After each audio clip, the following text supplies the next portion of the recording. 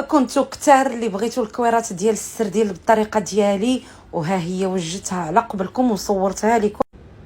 في الهاشواغ غادي ندير السردين اللي مغسول ومنقي ومزوله ليه الجلده والسلسول. غادي ندير معاهم القزبر ومعدنوس. التوابل اللي غنخليها لكم اسفل الفيديو: ورقات ديال النعناع، شويه الشحمه ديال الكلوه والخل. غادي نطحنهم مزيان في الهاشواغ وغادي ندخلهم الثلاجه على ما توجد ليا لاصوص فيها 3 المطيشات عفوا محكوكين، 4 الفصوص ديال الثوم، القزبر ومعدنوس، التوابل اللي حتى هي غنخليها لكم اسفل الفيديو، شويه ديال الزيت، وغادي نشحرها مزيان. من بعد غادي نضيف 2 معالق كبار ديال صلصه الطماطم. ودابا غادي نخليها تشحر مزيان حتى تعقر. شوفوا بقات غير زويته. من بعد غادي نضيف لها هنا حبه ديال الخيزو مقطعه هكا طريفات، حبه ديال البطاطا.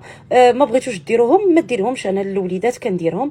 من بعد ما يتشحروا حتى هما غادي نروي بالماء، ومن الاحسن نرويو به يكون غليان. وجبت ديك الكفيته من الثلاجه وغادي نديرها كويرات، ونزيد عليهم ورق الرند اولا ورق موسى مزيوده الحار، نسد عليها لمده 15 دقيقه. هنا من بعد ما دازت 15 دقيقه عاد غادي نضيف الزيتون المصير ونخليها 5 دقائق حتى تغلى صافي. ونقدموا الطبق ديالنا كيجي بنين ولذيذ ما تشبعوش منه. جربوه وردوا عليا الخبر لانه فعلا يستحق التجربه.